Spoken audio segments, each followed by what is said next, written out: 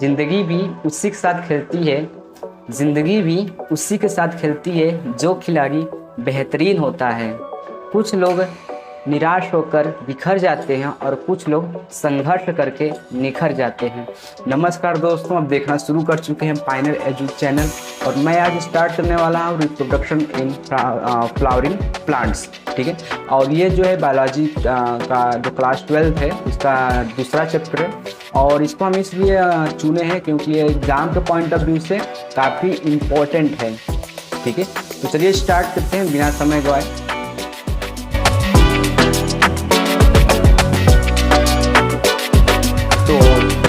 Part का नाम है रिप्रोडक्शन इन फ्लावरिंग प्लांट, है ना। तो पहले हम इसमें ये देखने की कोशिश करते हैं कि इस चैप्टर में हम लोग क्या क्या चीज़ों को पढ़ना होगा। तो पहले हम एक इसका माइंड मैप बना लेते हैं कि हम इस चैप्टर में किन किन टॉपिक्स को कवर करने वाले हैं। तो अगर हम बात करें रिप्रोडक्शन इन फ्लावरिंग प्लांट, तो इसमें हम पढ़ेंगे पहले फ्लावर के बारे में क्या होता है।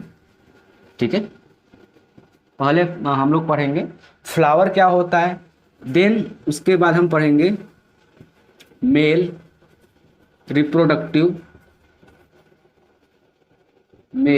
रिप्रोडक्टिव सिस्टम के बारे में पढ़ेंगे हम लोग, मेल रिप्रोडक्टिव सिस्टम। एंड एक इसमें और चीज़ देखेंगे माइक्रोस्पोरोजिनेसिस। ठीक है, और जो थर्ड होगा जिसके ऊपर हम लोग बात करेंगे फीमेल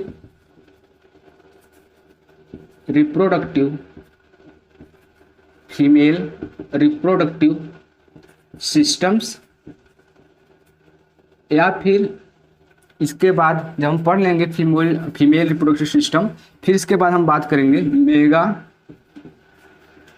स्पोरोजिनेसिस के बारे में।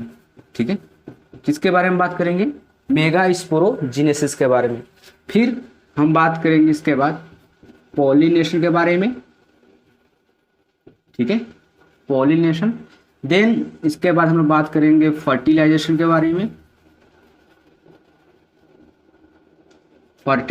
बारे में, और लास्ट में कुछ ऐसे एनसीईआरटी का कुछ टर्म्स दिए गए उसको हम कवर करेंगे, और वो उसमें दो टर्म्स हैं। पहला है हम लोगों का एपोमिक्सिस और दूसरा है पॉली एम्ब्रियोनी। ठीक है, पहला इसमें क्या है, एपोमिक्सिस,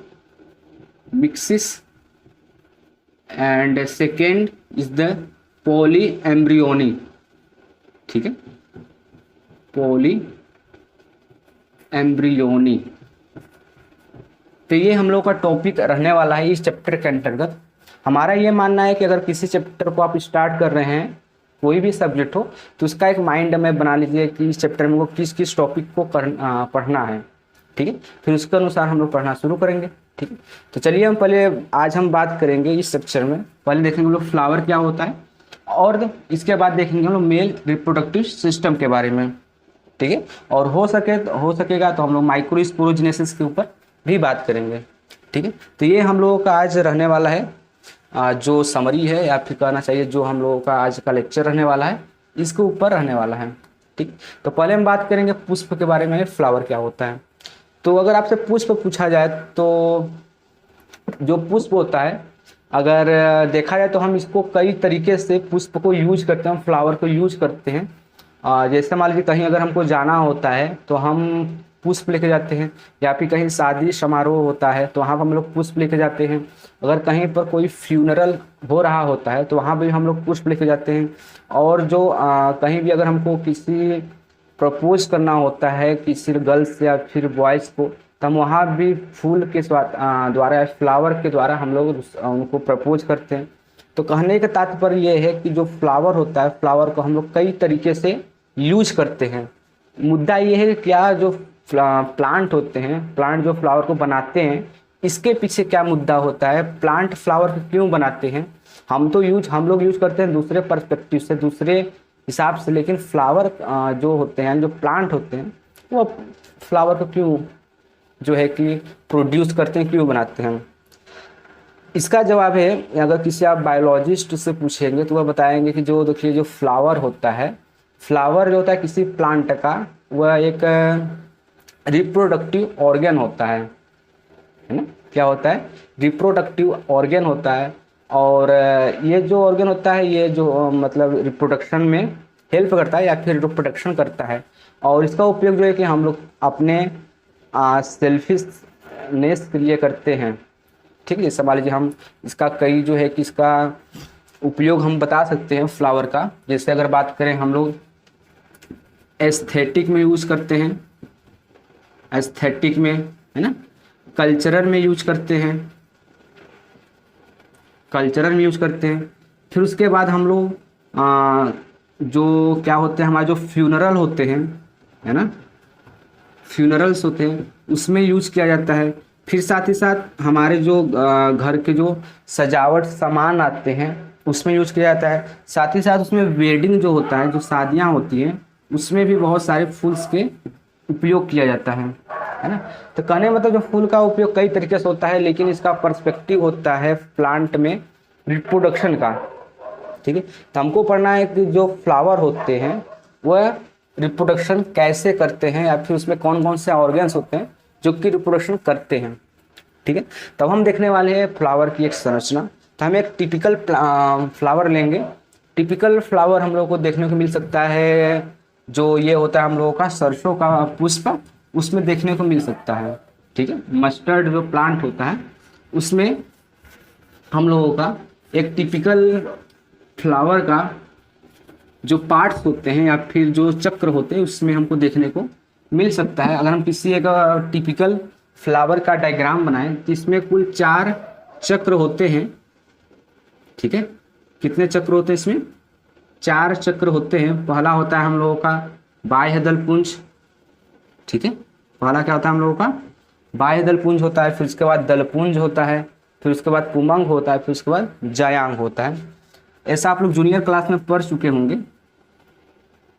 यहाँ पर थोड़ा हम रिकैप कर देते हैं। तो ये हम लोगों का कुछ इस प्रकार से बनेगा, है? ये जो हम बना रहे हैं डायग्राम, ये है आपका सरसों का है, इस प्रकार से रहता है ना। और यहाँ पर हम लोग कुछ इस तरीके से रचना बनी रहेगी। तो ये हम लोगों का है एक फ्लावर का डायग्राम। तो इसमें हम क्लियरली देख सकते हैं कि यहाँ पर जो पार्ट्स है, जो पूरा फ्लावर इस पर जो है कि लोकेटेड है, इस संरचना को हम बोलते हैं थैलेमस। ठीक है, क्या बोलते हैं इसको? थैलेमस बोलते हैं, और हिंदी में बोलते हैं इसको पुष्पासन। ठीक है, थैलेमस या फिर पुष्पासन। इसके ऊपर चलेंगे तो हम लोगों का ये जो होता है, जिसे निकला हुआ होता है, इसको बोलते हैं हम लोग कैलिक्स बोलते हैं। ठीक है, क्या बोलते हैं? कैलिक्स बोलते हैं। अब ये जो कैलिक्स है पूरे ग्रुप का नाम है। ठीक है, पूरे क्या है? ग्रुप का नाम है। अगर हम बात करें इसके यूनिट की, तो इसका एक यूनिट होता है जिसे बोलते हैं हम लोग सेपल। ठीक है, क्या बोलते हैं इसको? सेपल बोलते हैं। फिर इसको ऊपर चलेंगे तो ये वाला भाग हमको दिखाई देगा ये, और ये, इसको हम बोलते हैं कोरोला। ठीक है, क्या बोलते हैं? कोरोला। अगेन कोरोला का जो ये है, ये एक पूरे ग्रुप का नाम है। अगर बात करें हम इसके एक यूनिट की, तो इसका यूनिट होता है हम लोग का पेटल्स। ठीक है, क्या होता है इसका यूनिट? पेटल होता है। अब पेटल जब मिला देते हैं, बहुत सारे पेटल्स हो जाते हैं, तो उसका बोलते हैं हम लोग कोरोला बोल देते हैं। फिर आगे इसको ये भाग आता है, यह भाग, इसको हम बोलते हैं पुमंग, है ना, पुमंग, या फिर इसको बोलते हैं हम इंग्लिश में एंड्रोइशियम। और इसके यूनिट की बात करें तो इसको बोलते हैं, यूनिट को हम स्टमेन बोलते हैं। ठीक है, क्या बोलते हैं? स्टमेन बोलते हैं। फिर इसके आगे ये हम लोग का आ जाएगा भाग, इसको हम बोलते हैं गाइनोशियम। और इसके यूनिट को बोलते हैं हम लोग कार्पल्स, कार्पल भी बोल देते हैं और पिस्टिल भी बोल देते हैं। ठीक है, कार्पल या फिर पिस्टिल। तो ये हो गया हम लोगों का एक फ्लावर का डायग्राम। इसमें अगर इम्पोर्टेंट देखा जाए तो अगर पहला है हम लोग कैलिक्स। कैलिक्स का जो अगर बात करें कैसा दिखता है, इसका क्या फंक्शन होता है, तो जो कैलिक्स होता है ये नॉर्मली हम लोग का ग्रीन कलर का होता है। और इसका काम ये होता है, जब ये कली अवस्था में रहता है ये फ्लावर, तो इसको प्रोटेक्ट करता है ना। इसका एग्जाम्पल आप लोग देख सकते हैं, जैसे कि हम लोग का जो हिबिस्कस होता है, चाइना रोज होता है, उसमें जब वह चाइना रोज जब कली अवस्था में रहता है तो उसमें जो होता है ये कैलिक्स पूरी तरीके से घिरे हुए रहता है चारों तरफ से, तो वह क्या करता है, उसको प्रोटेक्ट करता है। आगे है हम लोगों का कोरोला। कोरोला का जो रंग होता है, इसका रंग बिरंगे होते हैं, अलग अलग फ्लावर में अलग अलग इसका कलर होता है। इसका क्या रीजन होता है, ये जो होता है जो पॉलिनेटर्स होते हैं उसको अपनी तरफ अट्रैक्ट करते हैं, है ना, पॉलिनेशन के लिए अपनी ओर आप अट्रैक्ट करते हैं। और इसी को देखकर जो कीड़े मकोड़े होते हैं, इंसेक्ट होते हैं, उसको देखकर आकर्षित होते हैं ताकि पॉलिनेशन हो सके। तो इसका जो कलर होता है हरा होता है कैलिक्स का। जो कोरोला होता है इसका जो कलर होता है नॉर्मली हर एक फ्लावर में अलग अलग होता है, किसी में वाइट होगा, किसी में रेड होगा, किसी में येलो हो सकता है, किसी में पिंक हो सकता है, अलग अलग फ्लावर में अलग अलग कलर होते हैं। तो ये हम लोग जो कैलिक्स है वो कोरोला है, ये पौधे के सहायक अंग कहलाते हैं या सहायक भाग कहलाते हैं। सहायक भाग क्या होते हैं पौधे का या पुष्प का, वे भाग जो प्रजनन में भाग नहीं लेते हैं, ठीक है, डायरेक्ट भाग नहीं लेते हैं, उसे हम बोलते हैं सहायक भाग बोलते हैं पुष्प का। तो ये हमारा जो कोरोला हो गया ये और जो कैलिक्स हो गया ये सहायक होते हैं, ठीक है। इसको बोलते हैं हम इंग्लिश में एसेसरी ऑर्गन, ठीक है, क्या बोलते हैं, एसेसरी ऑर्गन बोलते हैं, सहायक अंग बोलते हैं। फिर इसके नेक्स्ट आगे चलेंगे तो हम लोग का है एंड्रोशियम और गाइनोशियम। एंड्रोशियम क्या होता है, एंड्रोशियम किसी भी फ्लावर का ये मेल रिप्रोडक्टिव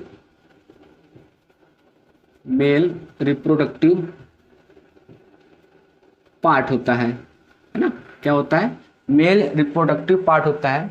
और जो गाइनोशियम होता है किसी भी प्लांट का फीमेल रिप्रोडक्टिव पार्ट होता है ना, यानी ये हमारा मेल पार्ट होता है एंड्रोशियम और गाइनोशियम हमारा फीमेल पार्ट होता है, ठीक है। हमको इस चैप्टर में पढ़ना है कि ये जो मेल रिप्रोडक्टिव पार्ट है यानी जिसे बोलते हैं हम लोग एंड्रोशियम, इसके हम एक यूनिट को बोलते हैं स्टेमेन, इसमें पोलन ग्रेन बनता है। तो आखिर ये बनता कैसे है, कौन कौन से सेल्स इसके अंदर पाए जाते हैं जो कि पोलन ग्रेन्स को बनाते हैं। तो हम क्या करने वाले हैं, हम लोग अब एक एंथर को लेंगे, इसके बारे में अध्ययन करना शुरू करेंगे, ठीक है। तो चलिए हम एक एंथर का डायग्राम बनाते हैं, फिर उसके बाद इसमें जो भी सेल्स हैं उसको हम समझने की कोशिश करते हैं। आई होप आप हमारे साथ नोट्स लेकर साथ बैठे हैं और जो जो पॉइंट हम यहाँ बता रहे हैं उसको आप अपने कॉपी पर नोट भी करते चल रहे हैं, ठीक है। फायदा तभी होगा जब आप नोट्स को साथ लेकर बैठे और बनाते चलिए नोट्स। चलिए तो अगर हम बात करें हम स्टेमेन का, इसको हिंदी में बोलते हैं हम लोग पुंकेसर, तो इसकी जो संरचना होती है कुछ इस प्रकार से दिखाई देती है। ये है हम लोगों का एंथर, सॉरी स्टेमेन है ना, ये हम लोग क्या है स्टेमेन है। इसमें दो पार्ट्स प्रेजेंट होते हैं, या फिर यूँ कहना चाहिए कि स्टेमेन के दो भाग होते हैं। पहला होता है हम लोगों का एंथर और दूसरा होता है फिलामेंट, ठीक है। पहला होता है हम लोगों का एंथर और दूसरा क्या होता है, फिलामेंट होता है। जो ये ऊपर वाला फूला हुआ भाग है यानी ये इसको हम बोलते हैं एंथर, ठीक है, क्या बोलते हैं, एंथर बोलते हैं। और हिंदी में पराग कोष बोलते हैं, एंथर बोलते हैं या फिर पराग कोष बोलते हैं। जो नीचे जो धागे नुमा संरचना इसको हम बोलते हैं इसमें फिलामेंट, ठीक है, क्या बोलते हैं इसको, फिलामेंट बोलते हैं और हिंदी में बोलते हैं इसको तंतु। ये एंथर हो गया, परागकोश हो गया, इसको क्या बोलेंगे हम लोग, फिलामेंट या फिर तंतु बोलेंगे। अब जो पोलन ग्रेन बनता है इसी एंथर में बनता है, ठीक है। तो जो एंथर है अगर इसको हम थोड़ा ध्यान से देखें तो ये देखिए दो पालियों में बटा हुआ है ना, यानी यूँ कहना चाहिए जो ये एंथर है ये बाइलोब्ड है,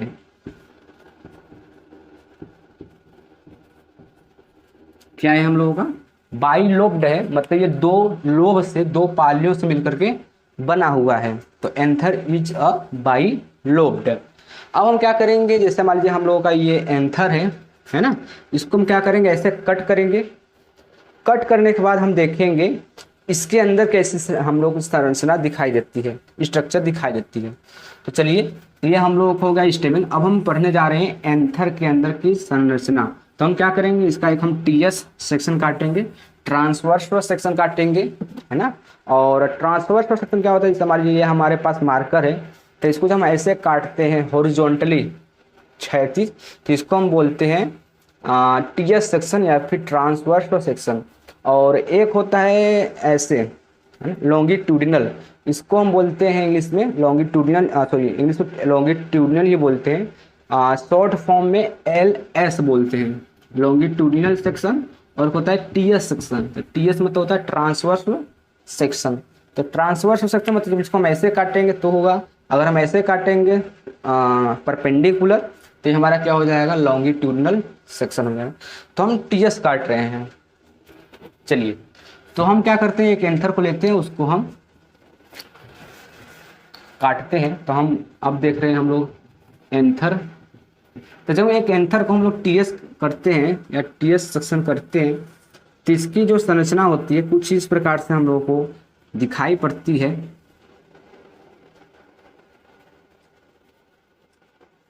ठीक है, और ये देखिए हो गया हम लोग का एक लोब हो गया, ये दूसरा लोब हो गया। अब जो ये लोब होता है ये फर्दर और दो भागों में बटा हुआ होता है कुछ इस प्रकार से।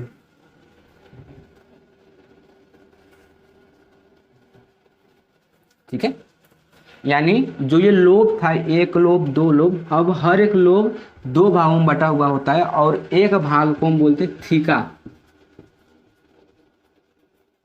क्या बोलते हैं, थीका। तो इम्पोर्टेंट पॉइंट ये हम जो बताए हैं कि हम बताएं पहले जो एंथर होता है हम लोगों का ये बाइलोब्ड होता है। ठीक है, क्या होता है, बाइलोब्ड होता है। और हर एक जो लोब होता है वह डाइथीकस होता है, डाइथीकस होता है, मतलब दो थीका में बटा हुआ होता है, एक थीका ये, एक थीका ये। तो टोटल कितने थीका हो जाएंगे, 4 थीका हो जाएंगे। और एक लोब की बात करें तो एक लोब में 2 थीका होंगे, इसलिए ये डाइथीकस बोलेंगे इस कंडीशन को। अब होता यूं है कि इसमें जो हर एक थीका में एक कॉर्नर में, अरे या फिर हर एक कॉर्नर में इस प्रकार की संरचना पाई जाती है गोल, और इसको हम बोलते हैं माइक्रोस्पोरेंजियम। क्या बोलते हैं इसको, माइक्रोस्पोरेंजियम बोलते हैं, है माइक्रोस्पोरेंजियम बोलते हैं। और ये जो स्पोरेंजियम होता है चारों थीका में प्रेजेंट रहता है और ये लॉन्गिट्यूडिनली होता है। जैसे मान लीजिए जो हमारा एंथर था कुछ इस प्रकार से था हम लोग का एंथर, तो इसको हम ऐसे काटते हैं, तो इसको जब ये इसको देखेंगे तो ये इस प्रकार से लंबे में होगा। मतलब कि कहने का ये मतलब है कि ये आप ऐसे देख रहे हैं तो ये मतलब ऐसे लंबा होगा, है ना। आई हो आप इसको विजुलाइज कर पा रहे हैं, इमेजिन कर पा रहे होंगे कि ये जो होता है ऐसे होता है।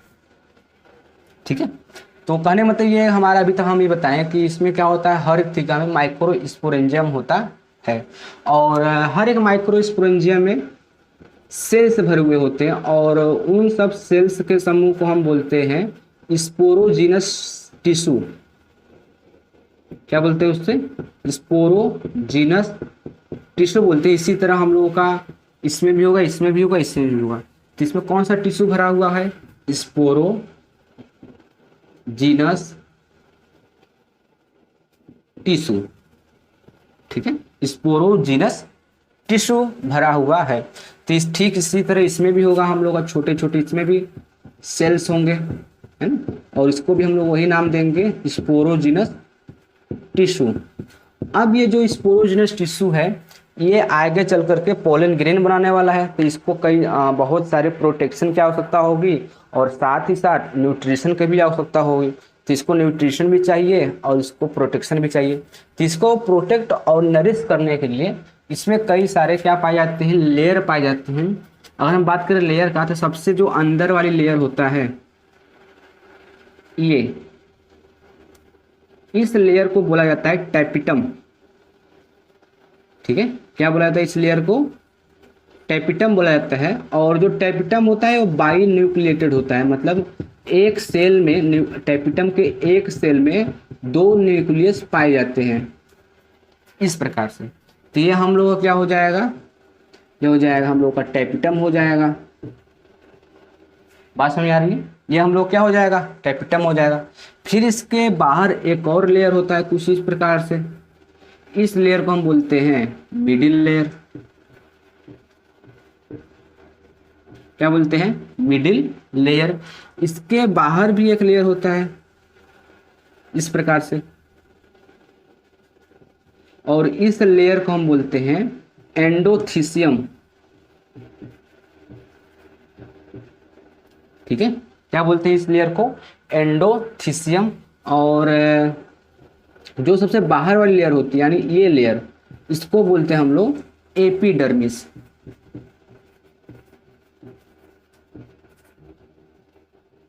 ठीक है, क्या बोलते हैं इसको, एपिडर्मिस। तो ये माइक्रोस्पोरेंजियम जिसमें स्पोरोजिनस टिश्यू भरा हुआ है, इसको प्रोटेक्ट करने के लिए, इसको नरिश करने के लिए इसमें 4 प्रकार के लेयर्स पाए जाते हैं। पहला होता है हम लोग का tapetum, middle layer, endothecium, epidermis. अगर बात करें इसके फंक्शन का, तो पहला जो होता है हम लोग का टैपिटम, ये क्या है, स्पोरोजिनस टिश्यू के ज़्यादा संपर्क में, उसके कांटेक्ट में। तो ये इसका काम क्या होता है कि ये जो हम लोगों का पोलन ग्रेन बनेगा, कौन बनाएगा, स्पोरोजिनस टिश्यू बनाएगा। आगे देखें कैसे बनेगा। तो उसको क्या करेगा, इसको न्यूट्रिएंट देगा। ये क्या देगा, ये न्यूट्रिएंट्स देगा, है ना। कौन देगा, टैपिटम। तो टैपिटम का क्या काम हो गया, ये स्पोरोजिनस टिश्यू को नरिश करेगा, न्यूट्रिएंट प्रोवाइड करता है। बाकी जो 3 लेयर है, मिडिल लेयर, एंडोथीसियम, एपिडर्मिस, इसके मुख्यतः 2 काम है। पहला तो ये प्रोटेक्शन का काम करता है इस जो होता है स्पोरोजिनस टिश्यू को, और साथ ही साथ जब ये इसमें पोलन ग्रेन बन जाता है तो ये इसको डेहिसेंस में सहायता करता है, यानी स्फुटन में। स्फुटन मतलब होता है इसको, इसमें जो पोलन ग्रेन बन गया है उसको बाहर निकालने में सहायता करता है। ठीक है, तभी तो हम लोग क्या सीखे, हम एंथर को लिए थे, उसको ऐसे काटे, तो एंथर को काटे हम तो उसमें 2 लोब दिखाई दिया, तो उसको हम बोले बाइलोब्ड। और हर एक लोब जो होता है थीका में बटा हुआ होता है, 2 थीका में। ठीक है, यानी कहना से जो एंथर होता है बाइलोब्ड होता है, और हर एक लोब डाइथीकस होता है। ठीक, और हर एक थीकस में बताए हैं कि क्या भरा हुआ, कॉर्नर में क्या लगा हुआ होता है हम लोगों का, माइक्रोस्पोरेंजियम होता है, और हर एक माइक्रोस्पोरेंजियम में स्पोरोजिनस टिश्यू भरा हुआ होता है। फिर हम बताएंगे जो स्पोरोजिनस टिश्यू होता है इसका जो काम क्या होता है, पोलन ग्रेन बनाने का। अब पोलन ग्रेन बनेगा तो ये बहुत इंपॉर्टेंट ऑर्गन है या बहुत ही इंपॉर्टेंट काम है, तो इसको प्रोटेक्ट करना चाहिए, करने की आवश्यकता होगी, इसको खाना देने की आवश्यकता होगी, भोजन प्रोवाइड करने की आवश्यकता होगी। तो इसके लिए इसमें 4 प्रकार की लेयर्स पाए जाते हैं। पहला होता है tapetum, middle layer, endothecium, epidermis. Tapetum का जो कार्य होता है ये इसको नरिश करता है, भोजन प्रोवाइड करता है। बाकी जो 3 बच गया वो उसको प्रोटेक्ट करता है। अभी तक हम लोग इतना जान चुके हैं, पढ़ चुके हैं। अब हम देखेंगे कि जो स्पोरोजिनस टिश्यू है आखिर ये कैसे पोलन ग्रेन को बनाता है। ठीक है, तो इसको आप लोग एक बार स्क्रीन पॉज करके नोट कर लीजिए। चलिए हम लोग आए चलते हैं, आई होप इसका आप लोग स्क्रीनशॉट ले चुके होंगे। तो अब हम क्या करेंगे, इसमें हम जान चुके हैं कि इसमें क्या भरा हुआ है, स्पोरोजिनस टिश्यू। अब देखिए जो स्पोरोजिनस टिश्यू होगा इसमें होगा एक बार मियोसिस। ठीक है, क्या होगा इसमें, मियोसिस होगा। तो ये हम लोग मान लेते हैं एक सेल्स को, ये है हम लोगों का ये हम लोगों का स्पोरोजिनस टिश्यू है। और उस टिश्यू में से हम एक सेल्स को बाहर निकाल दिए हैं, तो ये हमारा वो एक सेल है। अब इसको हम नाम देंगे माइक्रोस्पोर मदर सेल, है ना। क्या नाम देंगे इसको, अब इस सेल को microspore mother cell, short form में बोलेंगे इसको MMC, माइक्रोस्पोर मदर सेल। अब हम क्या बताएं इसमें क्या होगा, एक बार हम लोग कराएंगे मियोसिस। अब हम जानते हैं कि जो मियोसिस होता है क्लास 11 आप लोग पढ़े होंगे सेल डिवीजन में, कि जो मियोसिस होता है 2 स्टेप में होता है। पहला मियोसिस फर्स्ट होता है, दूसरा मियोसिस सेकेंड होता है। मियोसिस फर्स्ट में क्या होता है कि इसमें एक सेल से 2 सेल्स बनेंगे इस प्रकार से, और ये दोनों हमारे सेल्स होते हैं एक दूसरे से अटैच रहते हैं, अलग नहीं हुए होते हैं। तो इसमें क्या होगा, मियोसिस फर्स्ट होगा, और फिर क्या होगा, इसमें एक बार और होगा मियोसिस फर्स्ट, एक बार और होगा मियोसिस सेकेंड होगा, इसमें मियोसिस सेकेंड। तो इसमें हमारे 4 सेल्स बन जाएंगे, क्योंकि मियोसिस के बाद अल्टीमेटली 4 सेल्स बनते हैं, और चारों की जो पोलैरिटी होती है सेल्स की वह एन होती है। ठीक है, क्या होती है, एन होती है। तो जो माइक्रोस्पोर मदर सेल है ये हमारा होगा 2n होता है, और इसको हम बोलेंगे, अब जो सेल्स बने हुए हैं मियोसिस के बाद, इसको बोलेंगे हम माइक्रोस्पोर। ठीक है, क्या बोलेंगे, माइक्रोस्पोर। और माइक्रोस्पोर के बाद इसका जो पोलैरिटी लेवल होता है, या माइक्रोस्पोर का जो पोलैरिटी लेवल होता है वह एन होता है। आइए बस, या फिर इसको ऐसे समझ सकते हैं, जैसे जो मियोसिस होता है, मियोसिस के बाद क्या होता है, जो गुणसूत्रों की संख्या होती है यानी नंबर ऑफ क्रोमोसोम होता है वह हाफ हो जाती है पेरेंट से, है ना। तो इसका पेरेंट ये 2n है, तो इसमें हाफ हो जाएगा, मतलब n हो जाएगी। तो यहाँ क्या होती है, अब इसको हम बोलते हैं, इनका जो समूह होता है 4 का समूह होता है, तो इसको हम बोलते हैं माइक्रोस्पोर टेट्राड नाम देते हैं। क्या नाम देते हैं, माइक्रोस्पोर टेट्राड। अब माइक्रोस्पोर जो टेट्राड होते हैं आगे चल कर के ये अलग हो जाते हैं, और अलग होकर के हर एक सेल्स जो होता है वह पोलन ग्रेन में तब्दील होना शुरू हो जाता है। तो इसमें पोलन ग्रेन बनने के लिए ये माइक्रोस्पोर सेल्स से इसमें कुछ लेयर का निर्माण किया जाता है, फॉर्मेशन किया जाता है। तो इसमें मुख्यतः 2 लेयर होते हैं, या 2 लेयर बनाए जाते हैं। पहला होता है इसमें एक्साइन होता है, जो सबसे बाहर की तरफ होती है, और एक अंदर की तरफ जो होती है उसको बोलते हैं हम इंटाइन। तो मान लेते हैं इसमें से हम एक सेल को यहाँ पर हम बनाए हैं, मान लेते हैं यही सेल है, इसको हम बाहर बना दिए, ये इसका न्यूक्लियस है, और इसका ये क्या है, सेल है। तो इसमें क्या होगा, ये सबसे जो अंदर वाली लेयर होती है इसको हम बोलते हैं इंटाइन बोलते हैं, और ये स्मूथ होती है ना, क्या होती है, स्मूथ होती है। जबकि जो हमारी बाहर वाली लेयर होती है जिसे हम एक्साइन बोलते हैं, ये हमारी कुछ रफ होती है, यानी खुरदरी होती है। यह हम लोगों को हो गई ये कुछ इस प्रकार से।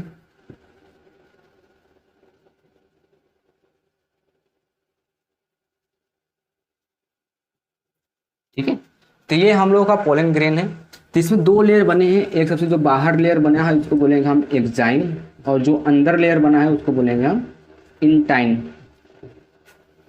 ठीक, इतना समझ आया। अब देखिए जो एक्साइन होता है ये बना हुआ होता है स्पोरोपोलेनिन से। किससे बना हुआ होता है, स्पोरोपोलेनिन से। जबकि जो हमारा इंटाइन होता है वो बना हुआ होता है सेलुलोज प्लस पेक्टिन की। किससे बनी होती है, सेलुलोज प्लस पेक्टिन की। और जो यहाँ पर एक्साइन होता है जिस बना होता है स्पोरोपोलेनिन से, यह कहीं कहीं पर एब्सेंट होती है। जहां पर एब्सेंट होती है उसको हम बोलते हैं जर्मपोर। क्या बोलते हैं इसको, जर्मपोर। जो हमारा देखिए एक्साइन होता है, हम बताएं कि ये बना हुआ होता है स्पोरोपोलेनिन से, और ये जो स्पोरोपोलेनिन होता है यह तो न किसी एसिड से न किसी एल्कली से कभी भी मतलब ये अपघटित नहीं होती है। ये अगर कहीं पर पोलन ग्रेन पड़ा हुआ है तो वह कभी भी डिग्रेडेट नहीं होता है।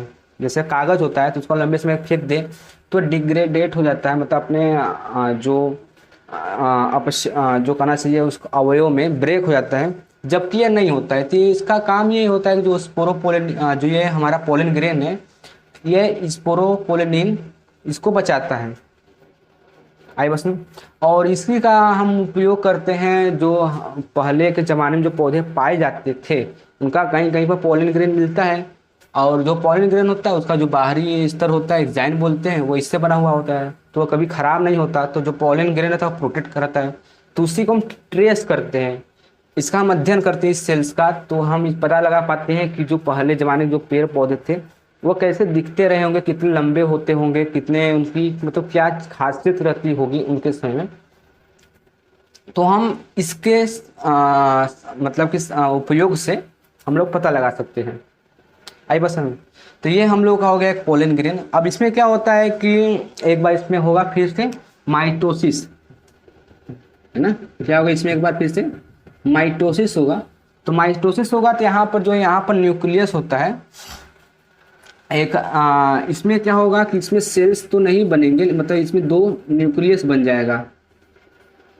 एक यहाँ हो गया जर्मपूर, ये हम लोगों का हो गया इंटाइन वाला लेयर हो जाएगा, है ना। ये स्मूथ रहता है हम लोगों का। और यहाँ पर क्या हो जाएगा, दो न्यूक्लियस बन जाएगा, एक बड़ा न्यूक्लियस होगा और इसमें एक छोटा सा सेल बन जाएगा। और जो सेल होगा ये तैरता रहता है। तो जो बड़ा वाला सेल होता है, यानी इसको इसको हम बोलते हैं वेजिटेटिव सेल, वेजिटेटिव सेल बोलते हैं। और जो नीचे रहता है, जो तैरता रहता है, उसको बोलते हैं जनरेटिव सेल।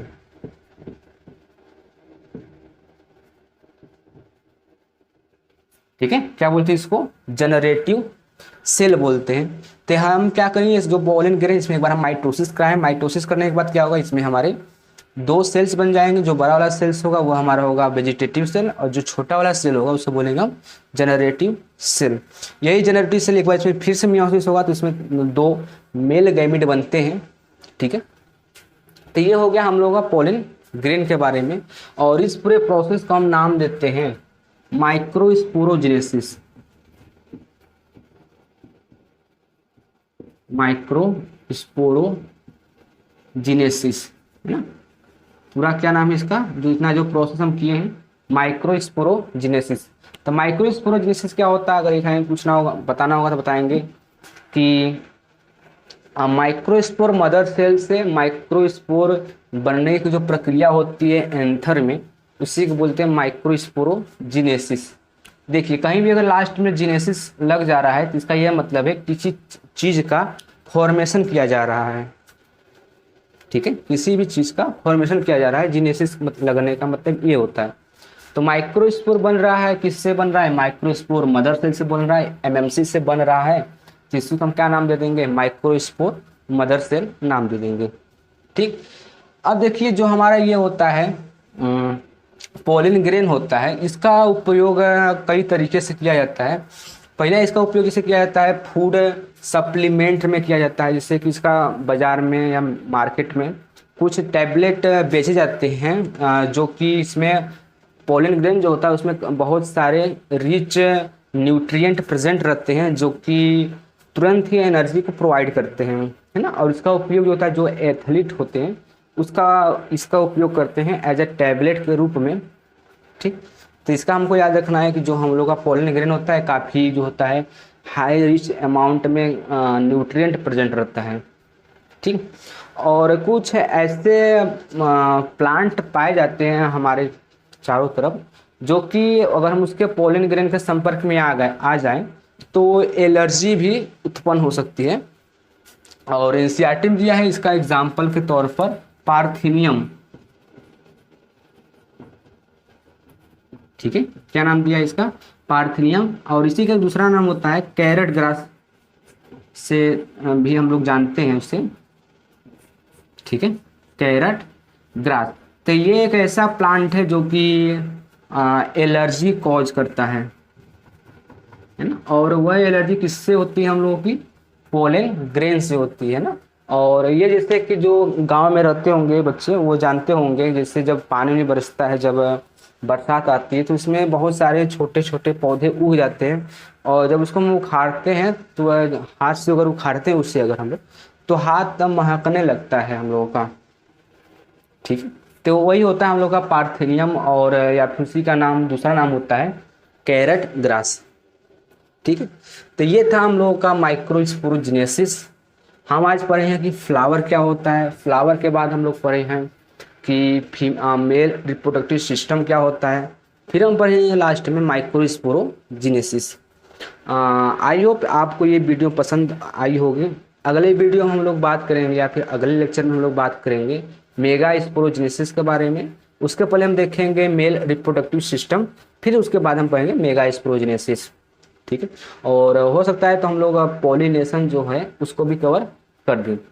ठीक है, तो आइए आपको वीडियो कैसे लगी आप लोग हमें कमेंट माध्यम से ज़रूर बताइए लिख करके, और अपने दोस्तों के साथ शेयर ज़रूर करें, इससे हमको मोटिवेशन मिलता है और ऐसे वीडियो बनाने के लिए। ठीक है, तो मिलते हैं अगली वीडियो में।